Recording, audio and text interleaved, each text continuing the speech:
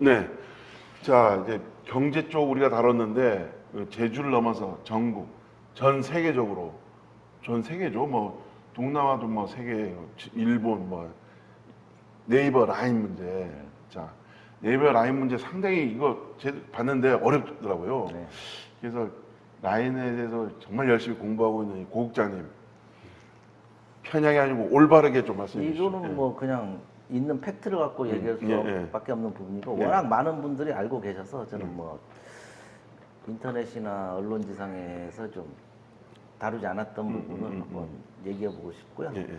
뭐 다 아는 부분이죠. 다 아는 부분을 개략적으로 또 설명해 드리자고 하면은 뭐 2011년도에 동일본 대지진을 통해서 라인이 일본 국민에게 사랑을 받게 되었고 그 이후에 합병 과정에서 그 50대 50이라는 이제 그 불공정 이제 계약을 하게 된 거예요. 50대 50이라는 게 참 이해가 안 돼. 상법에서는 있을 수 없는 거예요. 네. 보통 49대 50일 이렇게 하거든요. 이거는 어떤 의미를 가지냐면은 영원히 의사결정을 할 수 없다는 뜻이에요. 50대 50이라는 거는. 그때 당시 50대 50으로 했고 이사회 구성을 일본인이 4명, 예, 한국인이 3명 했었는데 이제 손중호 네이버의 아버지라는 분이 있어요. 손중호 이사님이 이번 달에 해임되셨어요. 그래서 이사 구성도 전부 일본인이 하게 돼 있고요.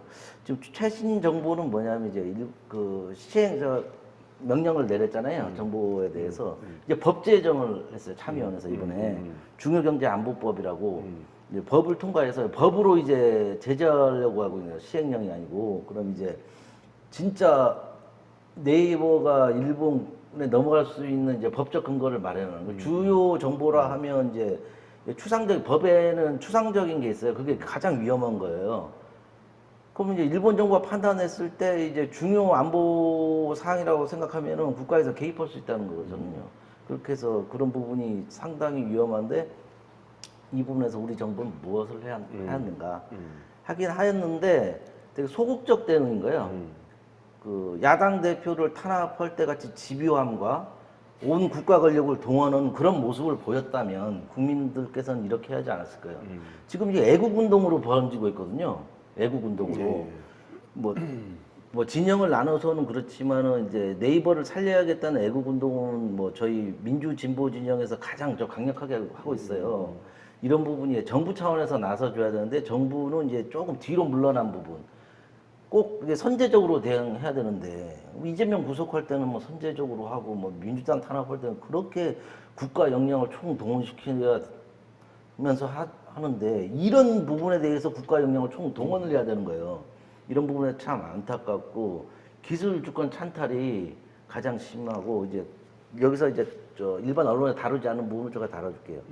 네이버가 50, 소프트뱅크가 50이잖아요. 50대 50에서 50대 50은 영원히 의사결정을 할 수 없는데 제가 자세히 봤는데 일본이 50이고 네이버가 50인데 내용으로 들어가면 네이버가 42.25%예요. 아, 그래요? 일본 자회사 J허브라는 곳이 있어요.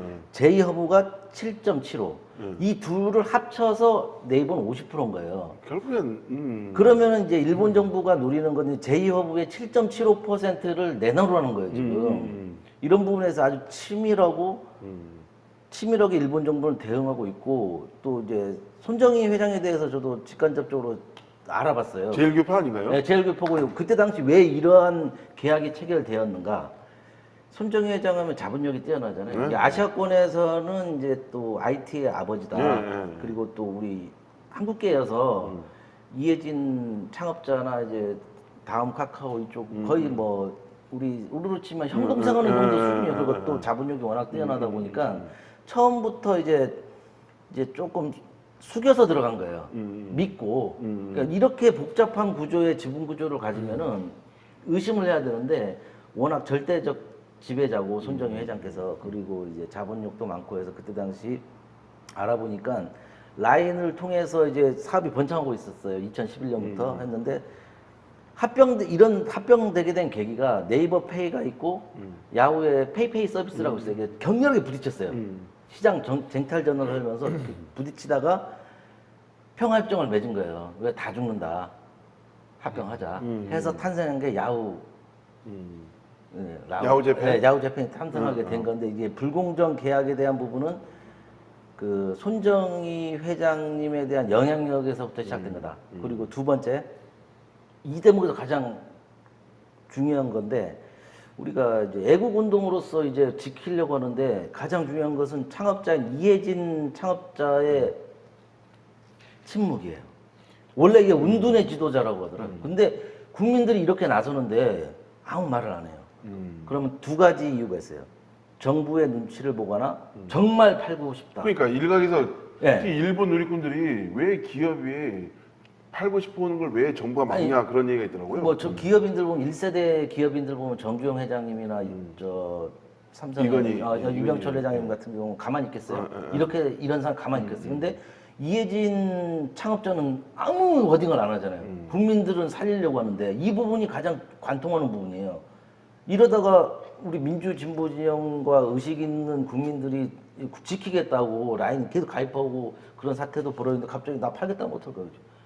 그렇지만 이제 제가 종합적으로 봤을 때 정부 눈치를 보거나 정말 팔고 싶거나 해서 침묵하는 둘 중 하나로 보고 있는데 뭐 팔고 싶은 건 아니라고 그런 얘기는 하더라고요.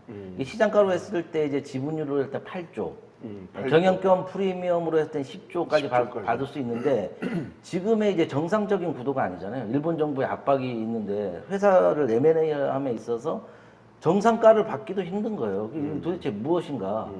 이해진 창업자는 반드시 자기의 워딩이 필요해요. 정치 상황 고려는 참 우리나라 참 답답하긴 하네요. 예, 그리고 뭐 문경원 의원님께서는 일본의 지인도 많고 일본 어떻게 보면 일본 통일 수도 있어요. 일본에 가면 체류 기관도 많고 일본에 있는 그 네트워크를 활용해서 일본 국민들의 상황은 어떠한지. 그 일본 국민들은 우리 국민들처럼 이렇게 관심이 없을 거예요 아마. 아니 저도 일본 자주 가는데 네. 일본 정보통이십니다. 일본의 그 국민 메신저 앱은 라인을 많이 사용합니다. 네. 거의 거의 한 80% 이상이 아 그렇습니까? 예, 라인을 거의 카카오급이네. 예, 그렇죠. 그렇죠. 우리나라 카카오하고 똑같은 대만이 카카오톡하고 90%예요. 똑같은 아 대만 90%. 그런 라인을 사용하고 있는데 라인은 뭐 메신저 역할뿐만이 아니고 거기에 지금 우리 카카오톡이 하고 있는 페이. 페이, 은행 업무라든가 뭐 여러 가지 다양한 서비스가 제공되고 있는데 이 일본 사람들이요 지금 보면은 디지털화돼 있지 않고 예. 좀 아날로그화 돼 있어요 지금. 일본의 이제 관공서는 우리는 전자결제라고 하잖아요. 일본의 관공서는 아직도 진짜 결제는 팩스입니다. 그러니까 팩스예요, 팩스. 일본은 팩스가 와야만 되는 거예요, 팩스. 일본은 변화를 좀 싫어해요. 아, 예, 변화되는 거 싫어하는데 어쨌든 이 라인 사태는 그건 것 같아요. 일본 정부가 총무상을 동원하면서까지 이 공식 브리핑을 하면서 이 한마디로 그 행정지도 두 번의 행정지도가 나가지 않았습니까? 근데 그 행정지도라는 게 의도가 네이버를 먹겠다는 소리죠. 이거를 지분 검토를 해보라는 얘기가 이거는 어디 있겠습니까? 민주국가에서 있을 수 없는 일입니다. 예. 그러니까 예를 들어서 우리나라가 뭐 독재 정권도 겪었지만은 이거 뭐 기업 뭐 전두환 때 거의 전두환식인 거예요. 근데 이제 한국 정부가 대처를 발빠르게 좀 해줘야 그거의 되는데 문제예요, 그거의 문제. 그게 문제였어요. 이 여론이 악화되니까 그때야 그냥 막 대통령실에서 그냥 막 나서고 그때 저도 기억나는 게 막 우리 그렇게 하는데. 정부의 예. 태도가 일본은 지분 요구한 적 없다. 이게 말입니까, 보말입니까? 이거? 일본을 대변한다는 어. 느낌이. 처음엔 그렇게 나갔어. 일본에서는 지분 요구를 안 했다. 뭐 이런 식으로 가는 거예요. 그 일본에서 총무상이 나설 정도면 우리나라도 장관급이 나서가지고 브리핑도 해야 되고 해야 되는데 우리나라는 차관급이 나서가지고 별일 아니다. 총무성이라고 하면은 우리나라로 치면 행정안전부와 거의 기재부 역할을 하시는 곳이에요. 그런 게 좀 안타깝죠.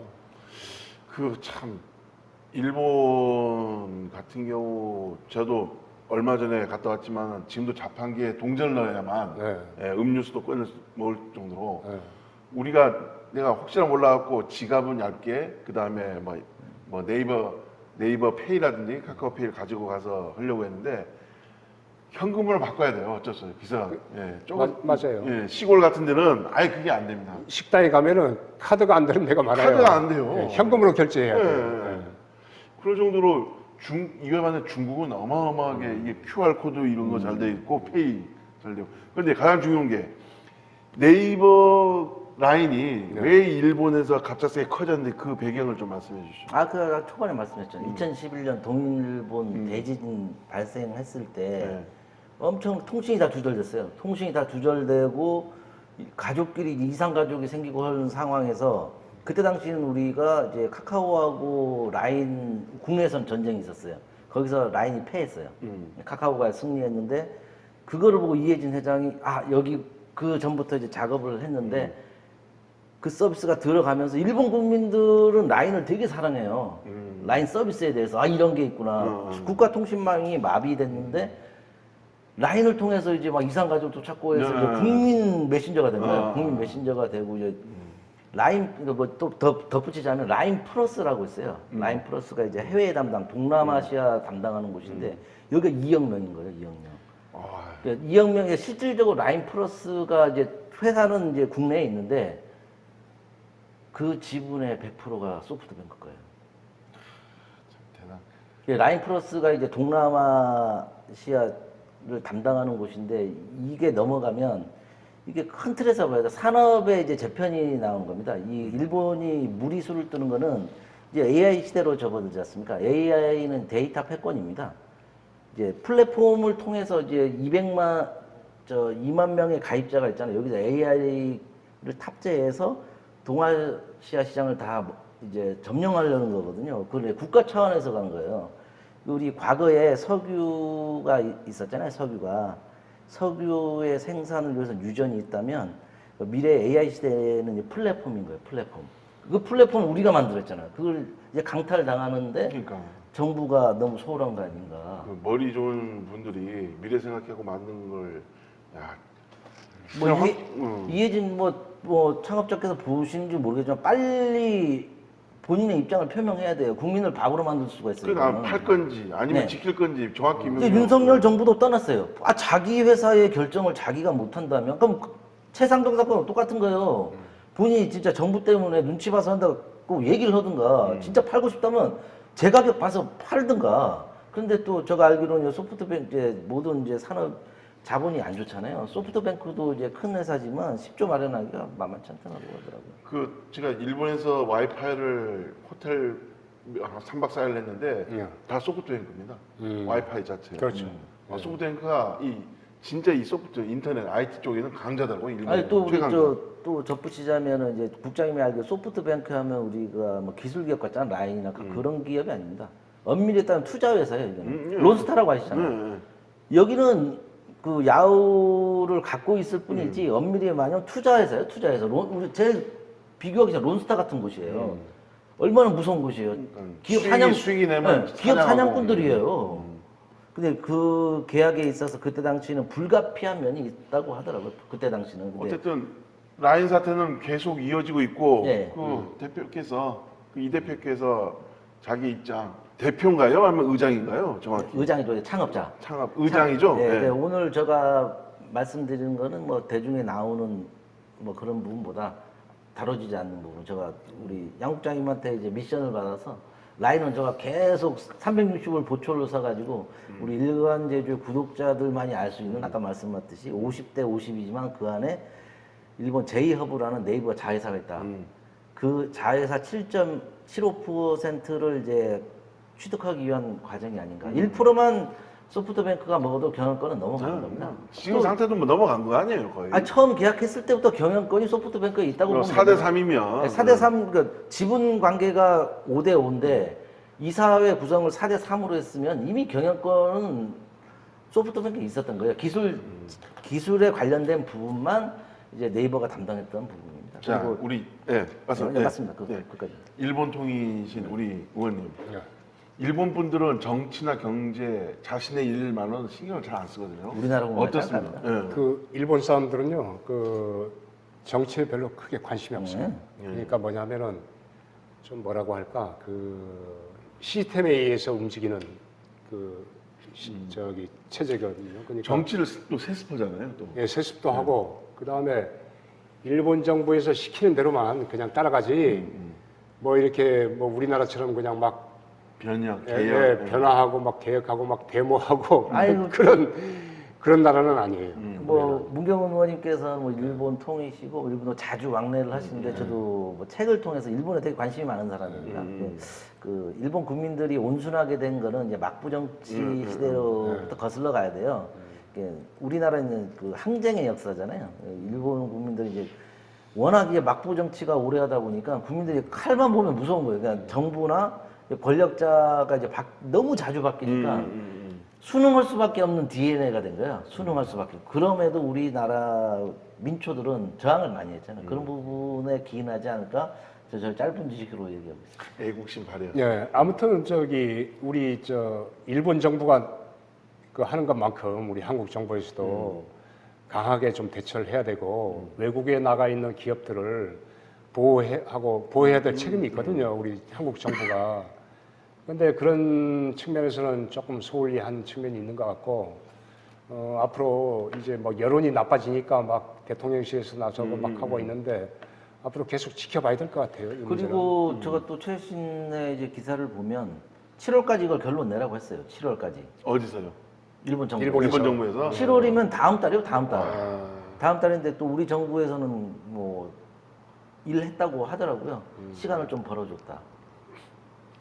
그러니까 라는 공식 논평이 나왔어요. 우리 시간 7월이 아니고 좀 땡긴 것 한국 같아요. 정부에서도 그렇게 그 사태가 일어났을 때 반도체 같은 거는 우리 핵심 사업 아닙니까? 일본에 많이 수출하고 있는데 라인 사태 일어났을 때 우리 정부도 강하게 일본에다가 압력을 넣어야죠. 앞으로 그러니까. 반도체 핵심 부품 같은 거 우리 수출 안 하겠다. 예를 들면은 그렇게 나갔어야 되는데 강경 기조로 나갔어야 되는데 그냥 아니 카레 먹고 폭탄주는 강경하게 먹는데 외교에서는 성과가 없어요. 아 그래요? 아니 카레하고 술 먹을 때는 아주 진심이에요. 아 우리 국민들은 일본과의 관계 때문에 뭐 할 때마다 일본과의 관계 잘 되고 있는데 자극하지 마라라는 결론이 이렇게 난 거예요. 너무 눈치를 많이 보는 것 같아요. 보니까. 아 정말 아쉬운데. 근데 이 절대적인 그 기본 조건, 그 물어보세요. 의장님, 이 의장님. 아니 너 도의회 의장인 줄 알았어. 아니. 이해 창업자로 해 창업자. 창업자. 아니 창업자 답답해. 창업자분이 빨리 발표가 있어야 되잖아요. 7월 달에. 제가 핵심을 짚은 게 지금 요거예요. 우리 모두 애국심을 발휘하는데 바보가 될 수 있다. 근데 뭐 저도 여러 이제 전문가를 통해서 돈에도 뭐 전문가 있어요. 뭐 이름을 밝긴 그렇지만 팔고자 하는 건 아닐 것이다. 정부 눈치를 보고 있을 것이다라고는 말씀하더라고요. 참 씁쓸하지 않습니까? 애쓰게 키운 플랫폼이 정말 플랫폼 하나 뭐 페이스북이나 뭐 이런 데 보면 그 플랫폼 보이진 않지만 향후 미래 먹거리 아닙니까? 그렇죠. 지금 우리 미래 먹거리가 다 뺏기게 될 상황이야. 이게 이제 산업재 재편에서 일어나는 거예요. AI 패권을 누가 지느냐 이 싸움이 걸리는 거예요. 이제는 뭐 미래 산업을 위해서는 일본은 제가 우리 잘 말하는 윤석열 후한무치 정권, 일본 정부처럼 이런 후한무치를 해야 되는 거예요. 자국의 이익을 위해서는 후한무치가 돼야 되는 거예요. 우리 정부는 일본 후한무치 하잖아요. 우리 정부는 진짜 후한무치하고.